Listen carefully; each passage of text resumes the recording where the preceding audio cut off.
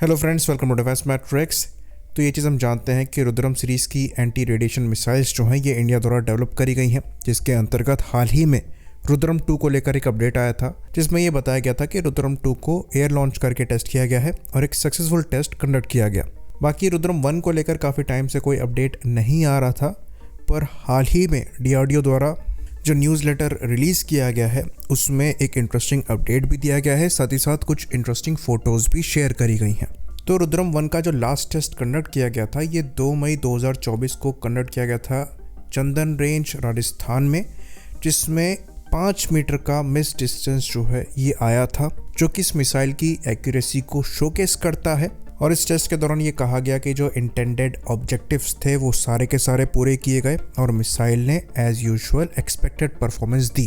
तो यहाँ पर जो टेस्ट है ये पूरी रेंज पर टेस्ट किया गया था, जिसके अंतर्गत मिसाइल के गाइडेंस को चेक किया गया, फायरिंग सीक्वेंस को चेक किया गया, बाकी जो ड्यूल पल्स का वर्किंग मैकेनिज्म है वो भी वेरीफाई किया गया, बाकी जो वॉरहेड है ये भी टारगेट पर डेटोनेट हुआ। तो यहाँ पर वॉरहेड की भी फंक्शनिंग का वैलिडेशन हुआ।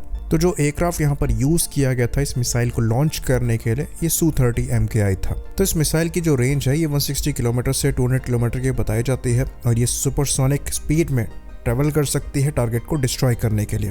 तो ये काफ़ी कैपेबल मिसाइल मानी जाती है, करीबन 600 किलोग्राम की मिसाइल है और अराउंड 55 किलोग्राम का वॉरहेड कैरी करती है।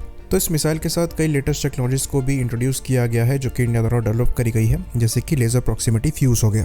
बाकी यहाँ पर जो गाइडेंस है ये इनर्शियल नेविगेशन सिस्टम है, पैसिव रडार होमिंग है और टर्मिनल में यहाँ पर 1 millimetre wave active radar homing को इस्तेमाल किया जाता है। बेसिकली ये अपने टारगेट को खुद भी ढूंढ सकती है उनकी खुद की रेडिएशन से, या फिर जो प्री डेजिग्नेटेड टारगेट है उसको भी डिस्ट्रॉय किया जा सकता है। तो बेसिकली ये मिसाइल्स सीड ऑपरेशंस में इस्तेमाल करी जाएंगी, यानी कि suppression of enemy air defence operations में, और इनको आप वेस्टर्न मिसाइल से अगर कंपेयर करना चाहें तो AGM-88 हार्म से कर सकते हैं। बाकी एंटी रेडिएशन ऑपरेशंस के लिए इंडिया द्वारा पहले से रशियन KS-31P मिसाइल्स इस्तेमाल करी जाती थी, लेकिन वहाँ पर मिसाइल की रेंज भी कम है और वो लिक्विड रैमजेट मोटर को इस्तेमाल करती है, तो उनकी मेंटेनेंस कंपैरेटिवली ज़्यादा है। इसके कंपैरिजन में जो रुद्रम 1 है ये dual pulse solid rocket boosters को यूज़ करती है, तो इनको रखना भी ईजी है, प्लस आपको रेंज भी यहाँ पर ज़्यादा मिल जाती है। तो ये जो मई में टेस्ट कंडक्ट किया गया है ये एक तरीके से फाइनल टेस्ट की तरह देखा जा रहा है, क्योंकि यहाँ पर जितने भी इंपॉर्टेंट पैरामीटर्स हैं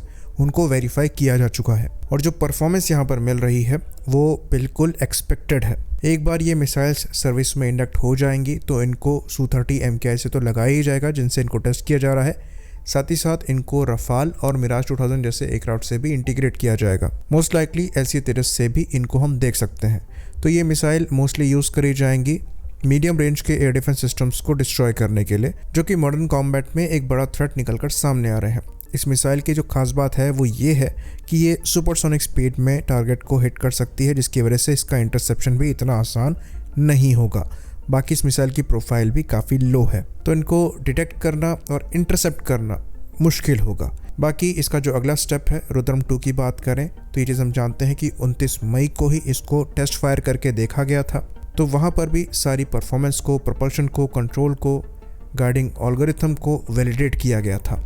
तो ये मिसाइल्स लॉक ऑन बिफोर और आफ्टर लॉन्च कैपेबिलिटी के साथ आती हैं, जो कि एक सिग्निफिकेंट प्लस ऐड करती हैं, जिसके लिए 2-वे डेटा लिंक यहाँ पर अवेलेबल होगा।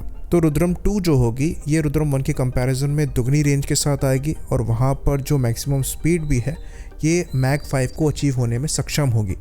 तो करीबन 300 से 350 किलोमीटर की रेंज में जो रडार साइट्स हैं उनको ये टारगेट कर पाएंगी।